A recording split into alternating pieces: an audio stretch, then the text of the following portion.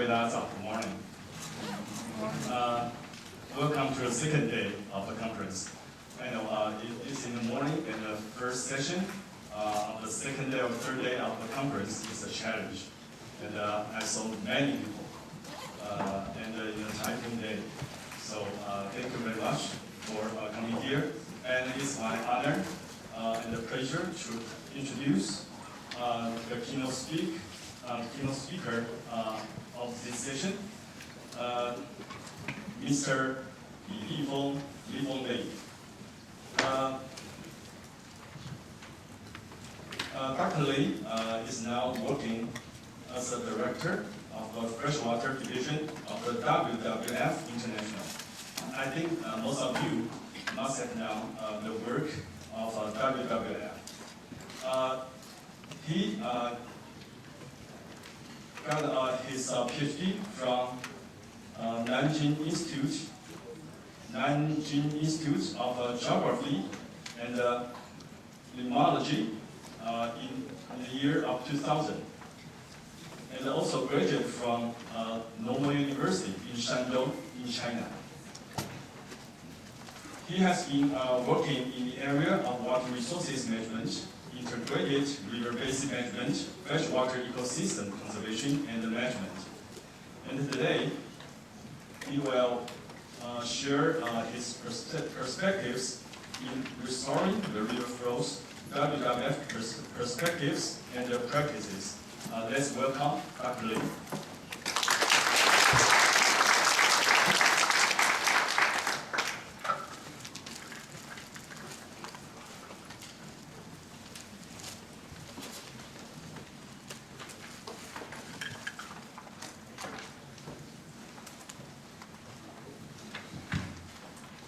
Thank you very much, Professor Ye.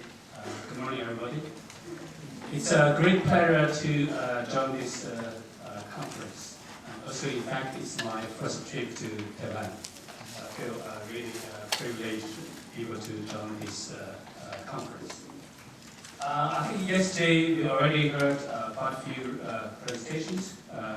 In fact, those two I'm going to talk. In fact, Mr. James Parry, in his presentation, he also mentioned the importance of connectivity for wetlands. And in my talk, I will even more focus on another different part of wetlands, which is the role of the rivers and lakes. And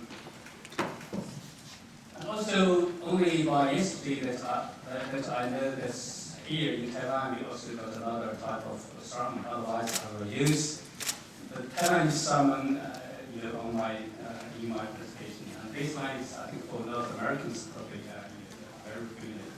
And in fact, this sort of symbolic picture as we talk about river connectivity and river flows and why it's important. In fact, even for the scientists, the river flows or the environmental flows, it's relatively very, very new concept. And only by 2007, in the Brisbane International River Symposium, the scientists gathered together and they agreed and proposed this definition. So environmental flows is really focused on few elements. It's both about water quality, quantity, and also about water timing. In fact, in many rivers, the challenge to manage water timing is even much more challenging than the other elements. This concept has been, developed in the past few years, and then gets lots of attention by different, river managers, practitioners, the scientific community. But also in many countries, they start to revisit how this concept can be incorporated into the policies, legislations related to the river management. I'm just spend a few seconds to share with you a little more about this concept. If you know this, this is a very common hydrograph, especially for rivers in the North Hemisphere. Basically, across the whole year, you have the very dry spring, and you have the summer monsoon season, like in the East Asia rivers, and then the river goes a little bit lower again. So this is quite normal, hydrography. However, at the different time of the year, when it's low flows, few high flows or later flows, in fact, each of the flow events have very different implications to the river ecology. And in the typical natural low flows, the river will look like this. The water levels in the river is very low, and then the connectivity with the floodplain is very limited connectivity. But also, this is the time for lots of plants to grow up on the floodplain. Also, lots of birds and live in this floodplain. Fish can still move upstream and downstream. So this is typical, just picture when the river have very low flow. And then during the high flow season, it's quite different. You look at the floodplain, it's got a much higher level. Then the fish can move between the mainstream and the floodplain area. Then actually the larvae develop in the floodplain, and then much more water bird can live in the floodplain. So that's why it is important to understand the ecological implications of different flow scenarios, and then really to consider how to manage the river system in this context. The connectivity is very important because rivers are very unique ecosystems that connect the terrestrial and also the ocean systems. Especially if you look at the many rivers in North America, in fact, lots of fish after they spawning, they will die, and then they become such an important nutrient for the floodplain, for the floodplain forest in the downstream areas. It's not only the river system, but also the forest system in the floodplain area. Rivers are also very important to connect with different communities, different cultures along the river system. And they also, along the river system, very often, if you look at the large system of the world, whether it's the Amazon or the Congo, even within one single country like the Yangtze, the river system really connects different communities that share the different culture and share the different practice, tradition. It is very important to look at the connectivity from the river perspective. Rivers have always been supporting human development. In fact, the major civilization of the world, in fact, it really involved in the few major rivers of the world. The rivers have been providing livelihood, food to the community to develop, and also many other products to support the human development. However, the understanding of the river ecology is far behind of many other subjects. And because the river system is quite complicated, and also it's not easy really to understand. You have to spend the time to understand the hydrological systems, but also spend lots of time to catch different fish, to understand their behaviors, what kinds of flows they like, what kind of habitat they like. It takes quite some time to understand the system. If we look at the major rivers of the world, in fact, many of the large rivers of the world have been dammed, which really become a challenge from the ecological perspective. These are the numbers is a little updated. That's from the last report we put out in 2006. If you look at the world major rivers, which are longer than 1,000 kilometers, 64 of them have been dammed. That was in 2004. If you look at the situation now, it's probably even worse.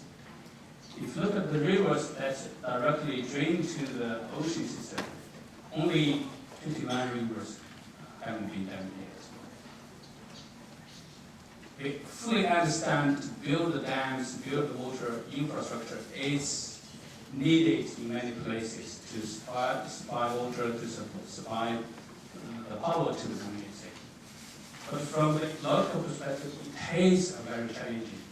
And it's not the migratory route of the fish species.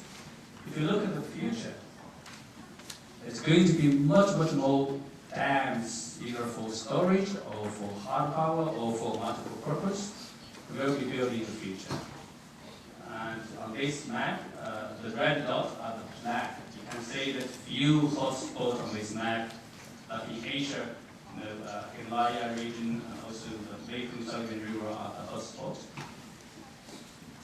The challenge for us is how are we going to decide where to build them and how to build them and how to manage them in the future. And if you look at the Up Yangtze, so this is the map show how many dams have been proposed or have been developed in the Up Yangtze area. So the red one is planned, it's existing. Then those two are the plan for the mid-term and the long-term in the future. So you can say it's not really a river system anymore. It's just one reservoir of another. And this will have significant impact on the river ecology in the future. Because of that, since I was born, the first of the living planet index has declined 76%. So from the beginning of the 70s until 2010, 67% of the population decline, which is much faster than that is happening in the forest and that of the ocean systems. The future is not brighter anymore if all the dams, as I showed on the previous maps, are going to be built. And this is going to be even worse. So what are the solutions? It is challenging. As conservation organization, we also understand that we need to balance the development of the conservation, and we understand in many places we still need the hard power to supply the energy to the future. So the WWF started to work on this since the beginning of this century, and we put forward a petition on dams, but also try to share with you a few areas that we have been very active. The first area we focus on is really to understand the river ecology, understand the environmental flow need, and then be able to work with scientists to do the environmental flow assessment in different countries. I will share with you more details later. The second is try to work with farmers to start to restore the river connectivity. The third one is try to manage the existing major infrastructures, because many dams already have been built on the river system. And how can we manage and reoperate them to meet both the social economic needs, but also to be able to mitigate some of the impacts, to have much more benefit to the downstream, especially downstream environment. And fourthly, to promote the basin planning. Fifthly, try to mainstream the environmental flows into national, but also global policies. Regarding understand and assess the environmental flows, we put forward, for example, a primer to have the different audits to understand why we need to keep the rivers flowing. We have been working with farmers to do various assessments. This is the case in the Mara River, which is the major river in the Kenya. This is the Africa beast, the wild beast. It's a fascinating. You have watched the